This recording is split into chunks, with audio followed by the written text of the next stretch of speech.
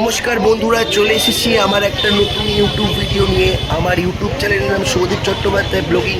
তো বুঝতেই পারছো, এটা হচ্ছে আমাদের বাড়ি থেকে কিছুটা এগিয়ে বাক্সারা চরকতলার এখানে প্রচুর ভিড়। প্রচুর ভিড় কেন তা বলছি, কারণটা হচ্ছে গতকাল ছিল শিবরাত্রির 16ই ফেব্রুয়ারি ছিল শিবরাত্রির।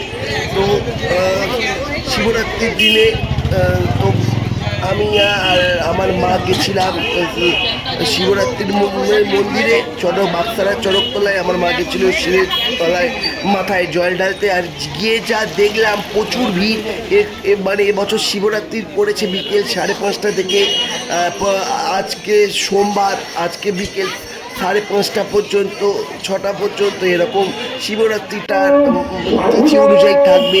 তো বুঝতেই পারছো প্রচুর মানুষের টহল, প্রচুর মানুষের ভিড়। তা প্রত্যেক বছর শিবরাত্রির দিনে প্রত্যেক মেয়েরা, বউরা, এমনকি আমাদের মতো অনেক ছেলেও আছে, তারাও ভালোবেসে শিবের মাথায় জল ঢালতে আসে।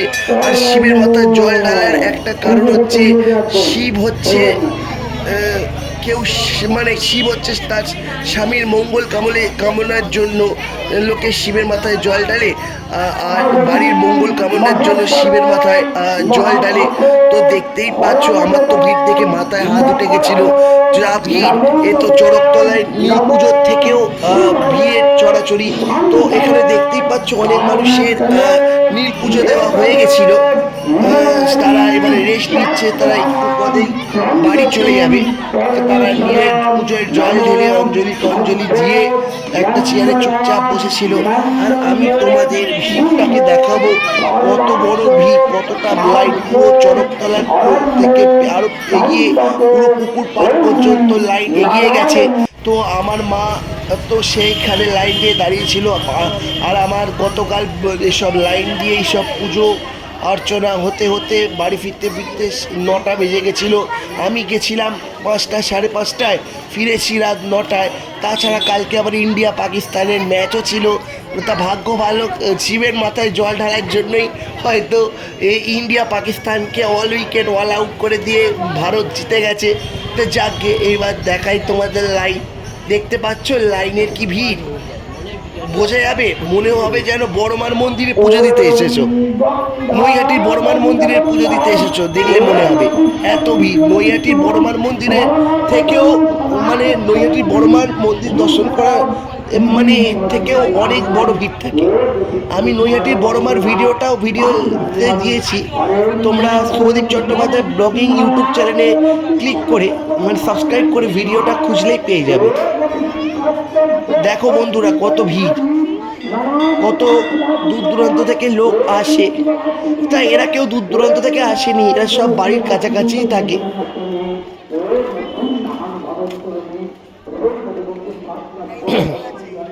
দেখতে পাচ্ছ বন্ধুরা, পুরো পুকুর পার অব্দি লাইন। আমার মা যখন পুজো দিতে এসেছিল, তখন আমি যখন দেখলাম তখন আরো লাইন পড়ে গেছে। আর এখানে পুজো দিয়ে, অঞ্জলি দিয়ে, অনেকে মোমবাতি জ্বালিয়ে প্রার্থনা করে সবার মঙ্গল কামনার জন্য।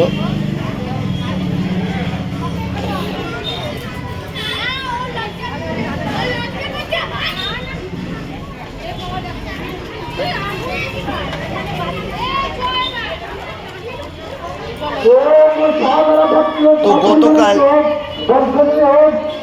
আমিও উপস্থিত ছিলাম।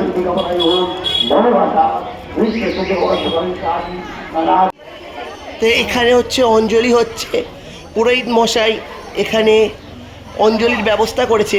তো প্রথমে মাইকটা জোরে চলছিল, তো এখানকার বাক্সারা চরকতলার ক্লাবের যিনি মানে একজন সদস্য বললো মাইকটা একটু আস্তে করতে, কারণ পরের দিনই অর্ধেক স্কুলের মানে উচ্চ মাধ্যমিক পরীক্ষা চলছে, তাই জন্য মাইকের মন্ত্রটা আস্তে করে মন্ত্র পড়তে শুরু করলে পুরোহিত আর সবাই অঞ্জলি দিল।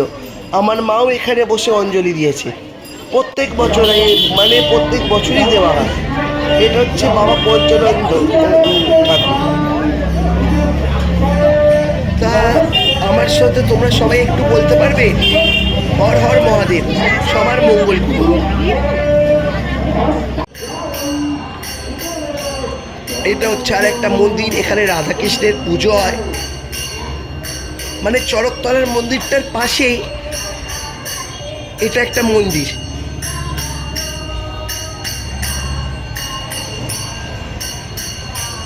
তো সবাই পুজো শেষ করে বাড়ি আবার পথের উদ্দেশ্যে রওনা হবে।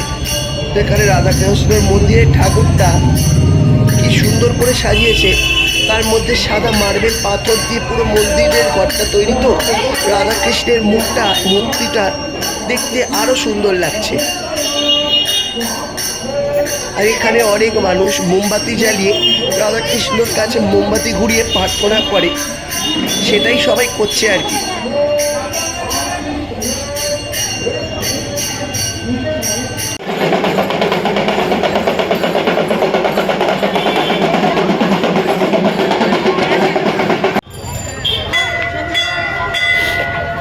এই হচ্ছে আমার মা, মানে মন্দিরের প্রায় কাছাকাছি চলে এসেছে।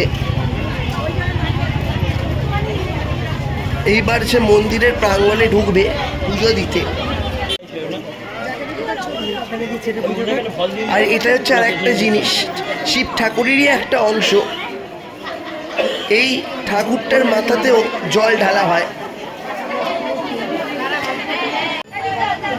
এই হচ্ছে আমার এক মাসি, মানে আমার জেঠির বোন, তার মেয়েও এসেছিল। তার মেয়ের মানে শরীর খারাপ, সে কোনো রকমে কষ্ট করে এসেছে আর কি।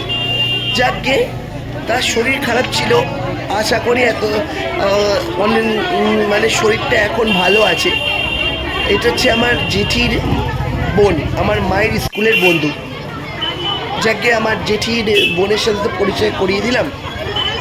এবার আমার মা ভেতরে দেখতেই পাচ্ছি, পেছন দিকটা দেখালাম, সামনের দিক তো দেখা যাচ্ছে না, প্রচুর ভিড়। এবার শিব ঠাকুরটা তোমাদেরকে যতটা সম্ভব চেষ্টা করে আমি তোমাদের দেখাচ্ছি বন্ধুরা।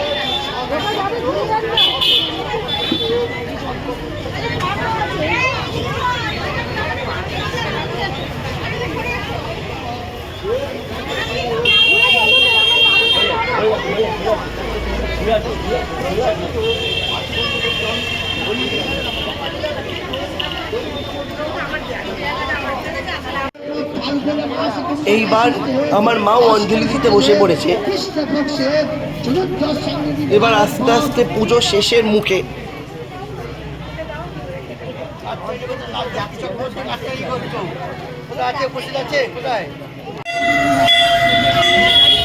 এবার দেখতেই পাচ্ছ হাতে বাঁক নিয়ে মন্দিরের কাছে এসে পৌঁছেছে একজন ভদ্রলোক, দেখেও ভাল লাগলো।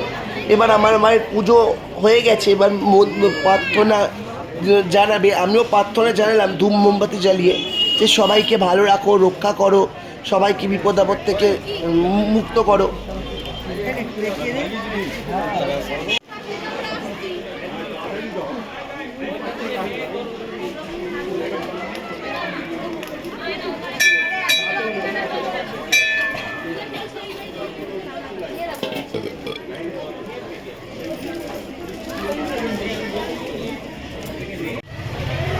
এই হচ্ছে আমার মাসির মেয়ে, এরই কথা বলছিলাম, এর নাম দিশা মুখার্জি, আমার মানে জেঠির বোনের মেয়ে। শরীর খারাপ ছিল, তবুও কষ্ট করে আসতে পেরেছে, এসে পুজো দিয়েছে।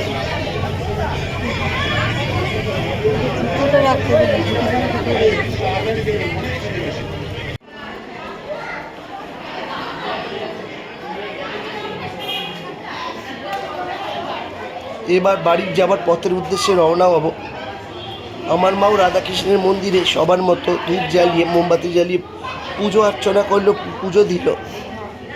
আর এই করে শিবরাত্রির পালন করা সম্পন্ন হলো এবছরের মতো।